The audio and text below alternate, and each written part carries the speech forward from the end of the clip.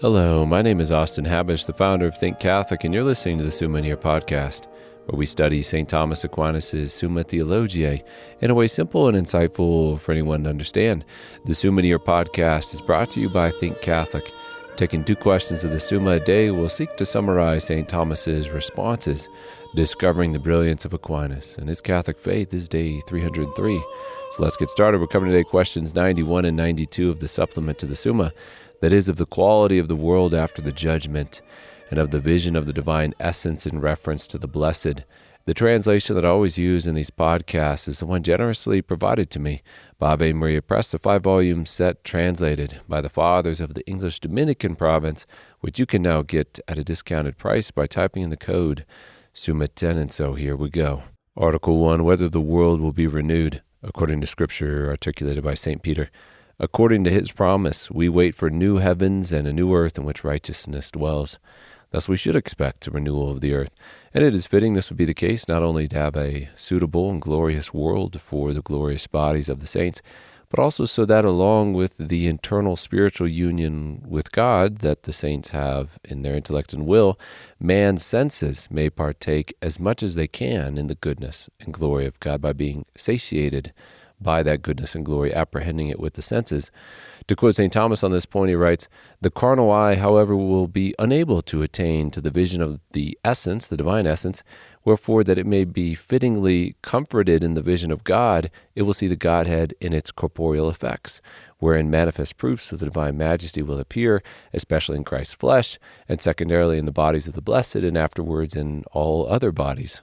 Hence those bodies, i.e. the rest of the material world, also will need to receive a greater inflow from the divine goodness than now, not indeed so as to change their species, but so as to add a certain perfection of glory, and such will be the renewal of the world.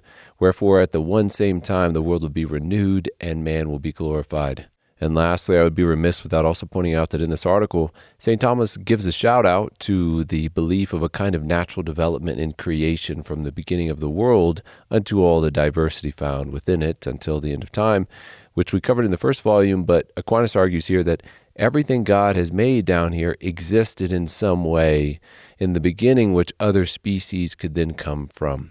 To quote him, he writes, "God is stated to have ceased on the 7th day forming new creatures, for nothing was made afterwards that was not previously in some likeness, either generically or specifically, or at least in a seminal principle, or even as in an obediential potency."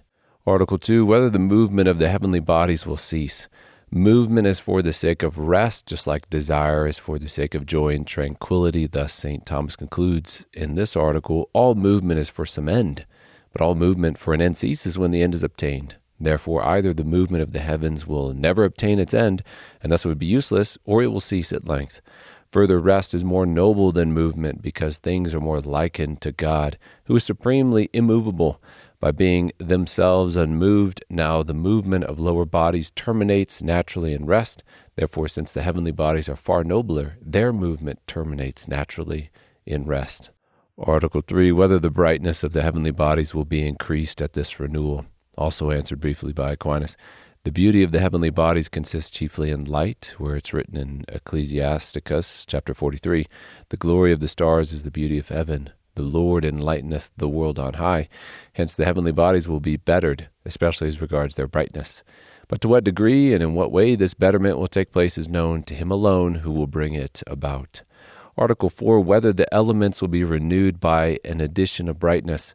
In brief from our article, as stated already, the renewal of the world is directed to the effect that man, even by his senses, may, as it were, see the Godhead by manifest signs. Now, the most spiritual and subtle of our senses is the sight. Consequently, all the lower bodies need to be bettered, chiefly as regards the visible qualities, the principle of which is light. Article 5, whether the plants and animals will remain in this renewal.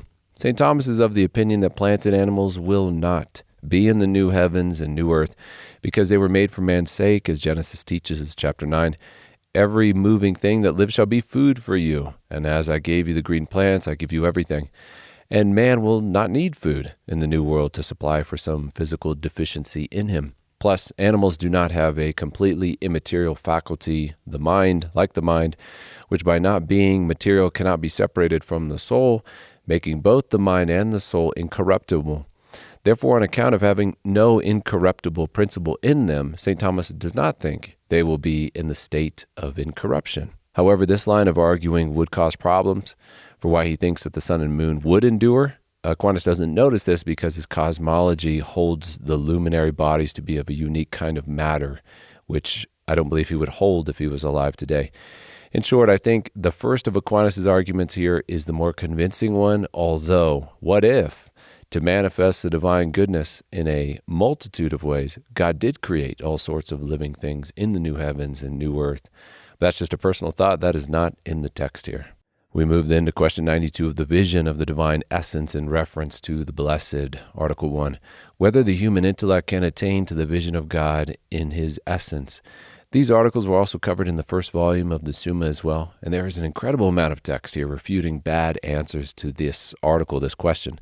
The gist of it is that the perfection of the mind, man's most perfect operation, will be that in which his greatest beatitude consists. And since everything turns back towards its principle in becoming perfect, since there is always more in the cause than in its effect, then since God is the efficient cause of our immaterial soul, then our ultimate perfection must be in being united to God, turning back to God, and specifically in the mind, in thinking about and willing God, as Jesus Christ taught. And this is eternal life, that they know thee, the only true God. However, we cannot see God with our eyes, nor abstract God's essence in order to think about it from any created thing, since no created thing could sufficiently encapsulate the one uncreated infinite thing. Therefore, to reach perfect beatitude, God must supernaturally elevate the mind in order to then be directly informed, for the mind to be directly informed by God's essence. This permits the saints to know God as he is by becoming God, at least in the mind, by being informed by the essence of God. As St. John taught, "Beloved, we are God's children now. It does not yet appear what we shall be, but we know that when he appears, we shall be like him, for we shall see him as he is."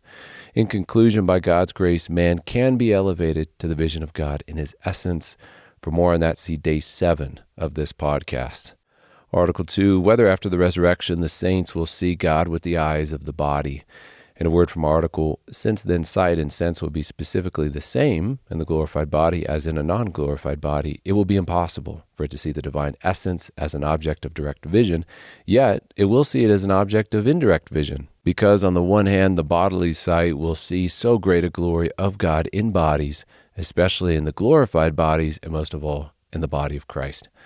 Article 3, our last article, whether the saints, seeing God, see all that God sees. In knowing God, will we know all that God knows?